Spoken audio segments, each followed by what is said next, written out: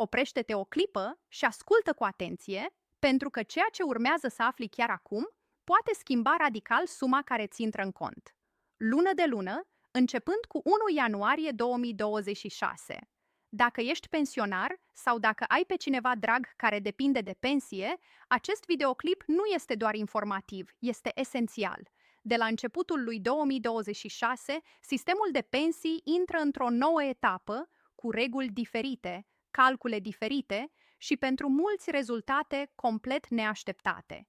Unii vor câștiga, alții vor pierde, iar diferența nu va fi mică. Vorbim despre sute sau chiar mii de RON pe an.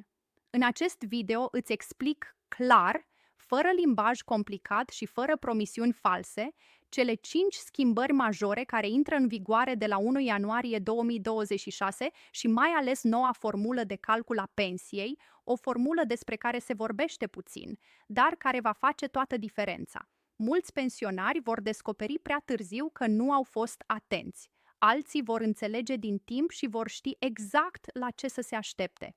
Nu este vorba de zvonuri, nu este vorba de se spune, ci de modificări concrete care îți pot afecta directul de trai.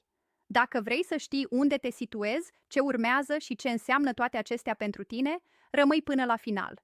Iar dacă informațiile de aici ți se par utile, apasă butonul de like. Chiar acum ajută videoclipul să ajungă la cât mai mulți pensionari care au nevoie să știe adevărul. Înainte să intrăm în detalii, vreau să spun un lucru foarte clar. Ceea ce se schimbă din 1 ianuarie 2026 nu este o simplă ajustare tehnică, nu este o virgulă mutată într-o lege și nici o promisiune politică vagă.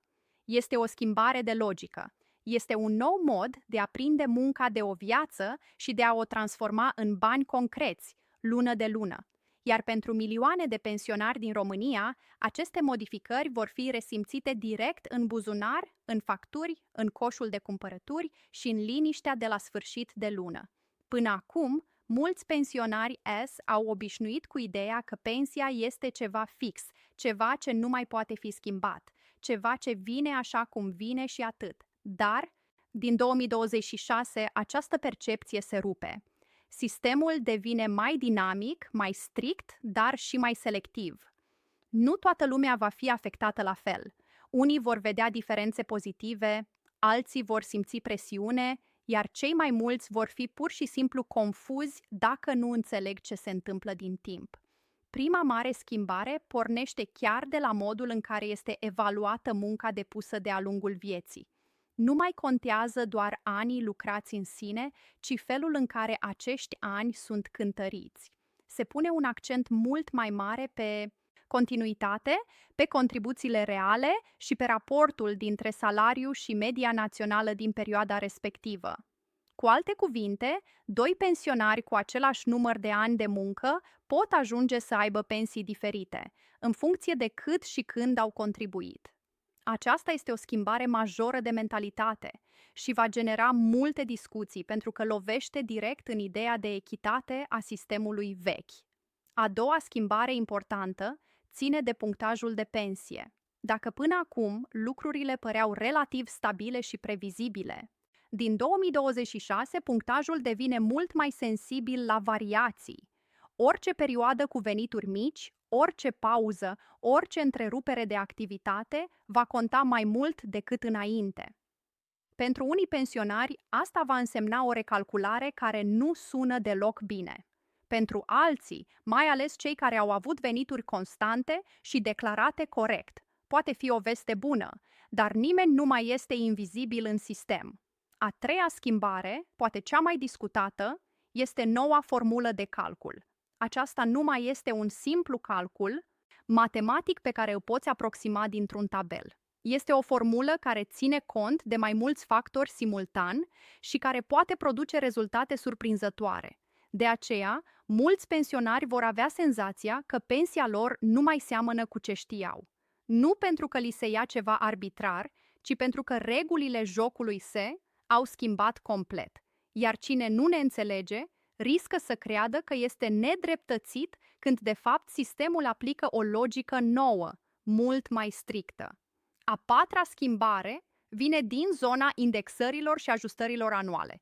Până acum, pensionarii așteptau majorările anuale ca pe un mic colac de salvare, chiar dacă erau modeste. Din 2026, aceste ajustări nu vor mai fi uniforme. Ele vor depinde de mai mulți indicatori economici și de sustenabilitatea sistemului. Asta înseamnă că nu toată lumea va primi aceleași creșteri, iar în anumite situații, creșterile pot fi amânate sau diferențiate. Este o realitate dură, dar care face parte din noua filozofie a sistemului de pensii. A cincea schimbare și una extrem de importantă este legată de transparență și responsabilitate. Pensionarii vor fi nevoiți, într-o măsură mai mare decât până acum, să fie atenți la propriul dosar. Greșelile, lipsurile sau perioadele neclare pot avea consecințe reale.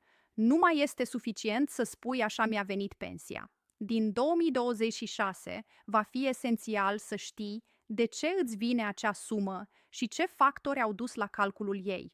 Pentru unii acest lucru va fi o povară, pentru alții o oportunitate de a înțelege și acolo unde este posibil de a corecta.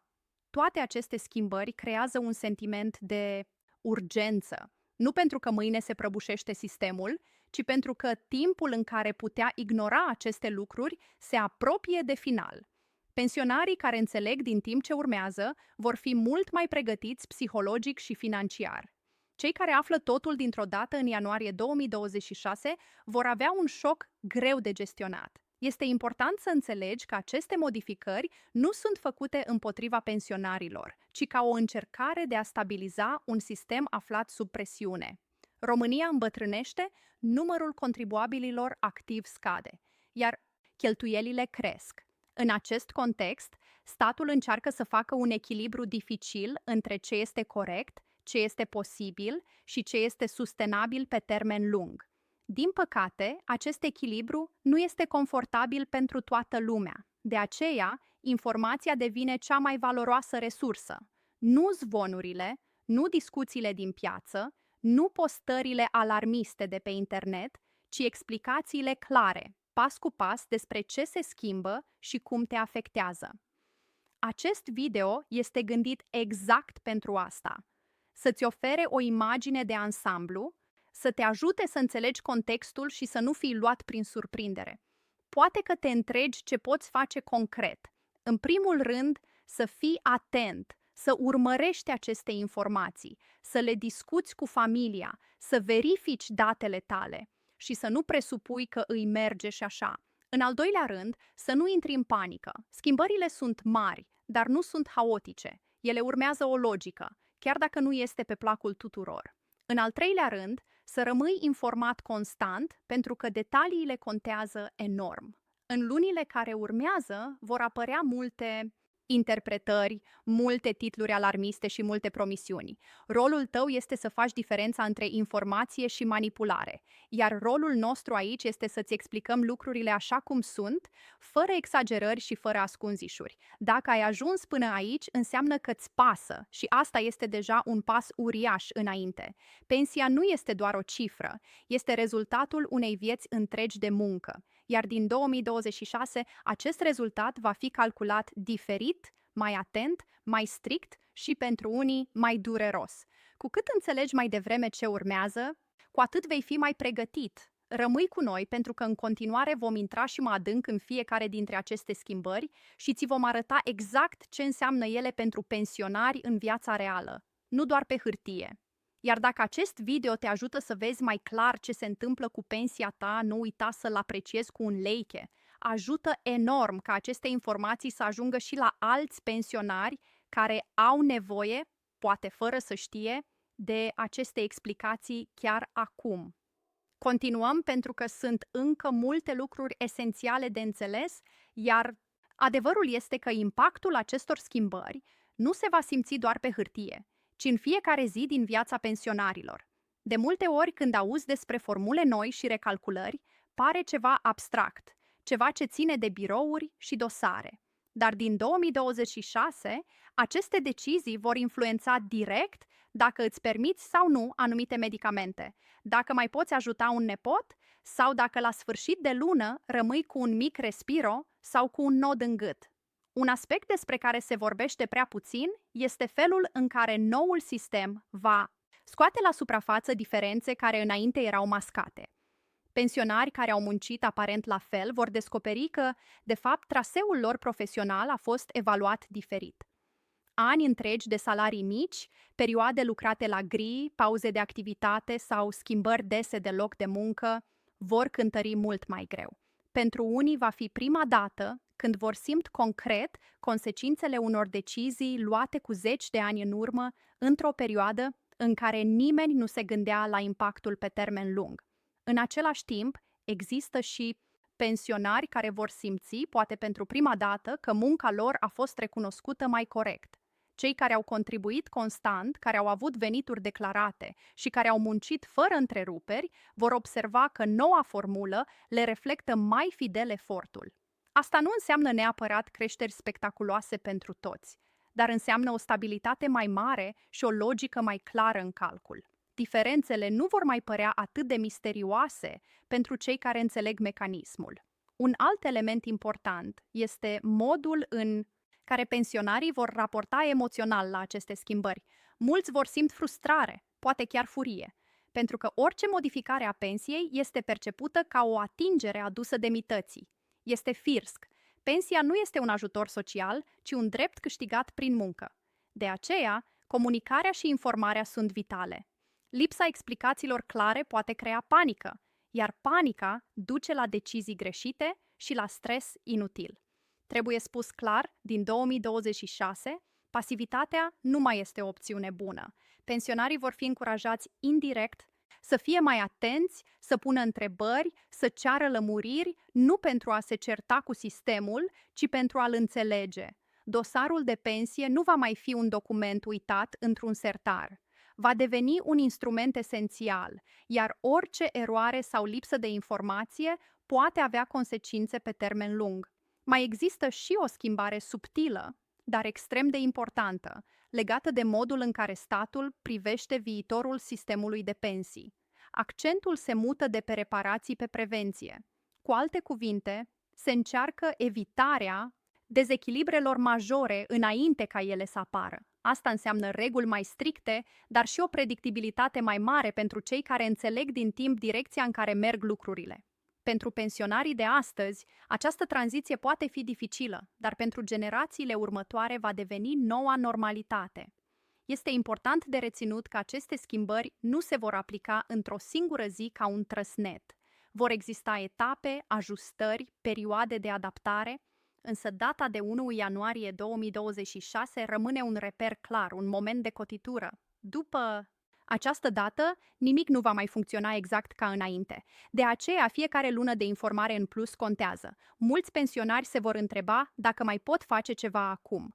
Răspunsul nu este simplu, dar nici descurajator. Chiar dacă nu poți schimba trecutul, poți înțelege prezentul. Poți verifica dacă toate perioadele tale de muncă sunt corect înregistrate, poți cere clarificări și poți evita surprizele neplăcute. În unele cazuri, simpla corectare a unor date poate face diferența între o pensie calculată greșit și una corectă. Un alt efect al noilor reguli va fi creșterea discuțiilor în familie. Copiii și nepoții vor deveni mai implicați, vor pune întrebări și vor încerca să ajute. Acest lucru poate fi un avantaj enorm, pentru că informația circulă mai ușor, iar deciziile sunt luate mai rațional. Pensia nu mai este doar o problemă individuală, ci una care afectează întreaga familie. În tot acest context, este esențial să nu te lași copăleșit. Schimbările sunt reale, dar nu sunt menite să te lase fără sprijin. Ele încearcă să adapteze un sistem vechi la o realitate nouă. Nu este un proces perfect, dar este unul inevitabil. Cu cât îl înțelegi mai bine, cu atât vei avea mai mult control asupra felului în care îl trăiești. De aceea, acest video și informațiile pe care le împărtășim nu sunt doar simple explicații. Sunt un instrument de orientare, un mod de a pune lucrurile într-o perspectivă realistă, fără dramatizare inutilă, dar și fără a minimaliza impactul. Adevărul este undeva la mijloc, iar rolul nostru este să ți-l arătăm clar. Dacă simți că aceste informații te ajută să vezi mai limpede ce urmează, rămâi alături de noi. Urmează și alte explicații detaliate, exemple concrete și răspunsuri la întrebările pe care mulți pensionari le au, dar nu știu unde să le adreseze. Iar dacă vrei ca acest mesaj să ajungă la cât mai mulți oameni care au nevoie de el, nu uita să susții videoclipul cu Lechie. Fiecare apreciere înseamnă un pas în plus spre informare corectă și liniște pentru cei care se pregătesc pentru schimbările din 2026. Yeah!